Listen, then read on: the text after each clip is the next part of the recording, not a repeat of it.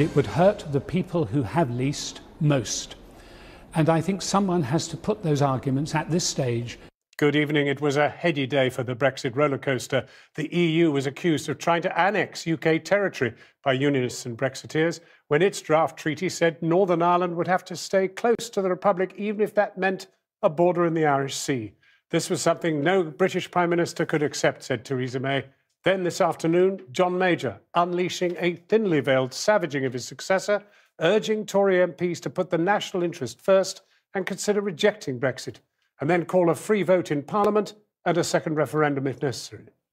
Also tonight, red alert as weather conditions are declared a threat to life in Scotland. Heavy snow causes major disruption across the country.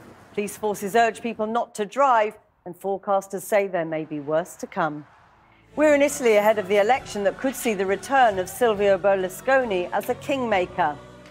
And Toys R Us may be no more as the company collapses into administration. Electronics giant Maplin follows suit. Over 5,000 jobs are at risk. And London hosts a concert celebrating the 80th anniversary of the first ever jazz concert at America's most prestigious concert hall.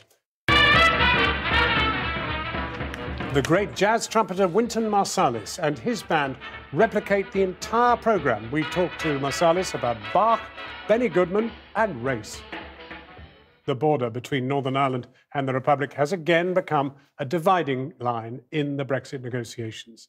Within an hour of the European Commission publishing a draft legal text that proposed a common regulatory area on the island of Ireland, Theresa May was on her feet in the Commons saying that no UK Prime Minister could ever agree to it.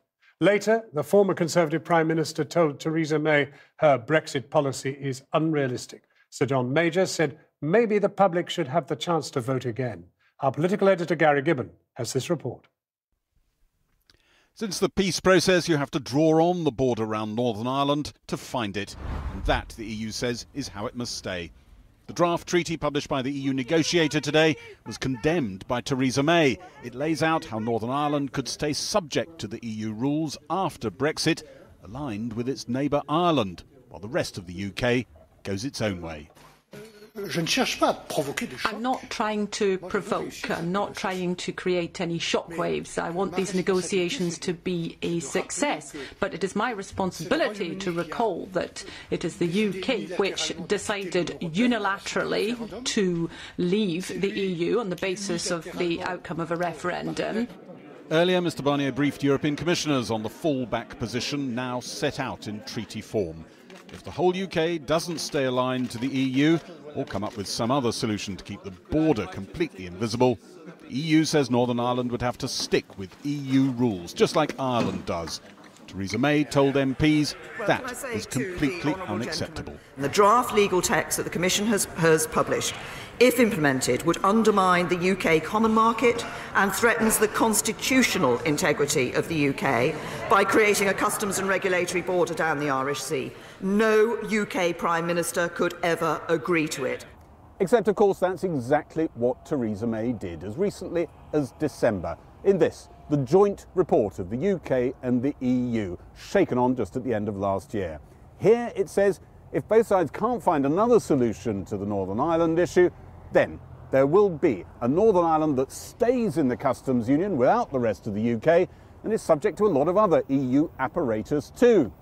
What's different about this, the 120-page draft treaty published today, is that it's a legal text. It goes into a lot more detail. In theory, the EU is asking Britain to sign this or something that looks a lot like it. One cabinet minister said this document was all just about kicking the issue down the road. This one is of a different order. Michel Barnier acknowledged the original December document included other options. Britain is still hoping to agree, but EU officials have repeatedly suggested they're unlikely to work. We're not talking about speeches, fine words or declarations. We're talking about a treaty, an international agreement, one that is legally valid, that's serious. Back in December, when the idea of Northern Ireland staying in the customs union and aspects of the single market first came up, it nearly toppled Theresa May and brought down the talks. This time round, The government's been much more careful about trying to soothe its DUP allies and their friends on the Tory backbenches. The Prime Minister, as promised to them privately beforehand, gave a stern rejection of the whole idea, and the DUP turned their fire on Brussels and not Number 10. Quite rightly, she has kicked it out of the ballpark. There is now a big job to do to rewrite it, and whether that can be done in the time which is available, I'm not so sure. But there was incoming fire from Theresa May's own team. A predecessor, Sir John Major, said her negotiating position had set up extremist, unrealistic red lines. Our self-imposed red lines have boxed the government into a corner. They are so tilted to ultra-Brexit opinion, even the Cabinet cannot agree them. Sir John Major said Mrs May should have the courage to let MPs vote with their consciences on the final deal and maybe even allow a second referendum. This must be a decisive vote in which Parliament can accept or reject the final outcome, or send the negotiators back to seek improvements, or order a referendum so the public may approve what has been determined. Number 10 is hoping a blast from the past won't count for much, and that today's strong exchanges with Brussels about the draft treaty won't stop progress on the transition deal it wants to agree next month. It quietly climbed down on a pledge to restrict freedom of movement during the transition to try to keep that timetable on track. Gary Gibbon. Well, when I spoke to Sir John Major earlier, I began by asking why he thinks Theresa May and her government are not being straight with the British people. Well, I think they've set out the situation as they see it. I do think they have sought to do that. But I think there are many things that haven't been said. And I think what hasn't been said is the extent to which the evidence is rapidly emerging that many, many people are going to be very worse off, whatever form of Brexit is now chosen. Now, as the evidence emerges that every single form of Brexit that anyone has tested leaves us worse off as a country and worse off as individuals, people have to reflect and focus on what the emerging deal may actually mean to their lives. And I think if nobody tells them that, they would have every reason to feel aggrieved. We were told during the referendum campaign that we'd have unimpeded access to the single market. Many people no doubt voted, because immediately after they voted for Brexit, opinion polls said they wished to remain in the single market. Well, you can't just ignore that and say, oh no, we voted for Brexit, so therefore that must mean we leave the single market. That simply is not logical. But is there any Brexit? Is there any Brexit that could be in the national interest? There's no Brexit that will leave us as well off as we are now. I can conceive of none, and neither can any of the economic bodies that have looked at it. I reported you when you were Prime Minister, and I've never seen you so passionate about an issue as I see you here and now. And I'm wondering, how close to what you called national self-harm do you think this country is? Well, I think we're very close to national self-harm. I do feel very strongly about this. I remember very well where I came from. I know what it is like when the week is longer than the money.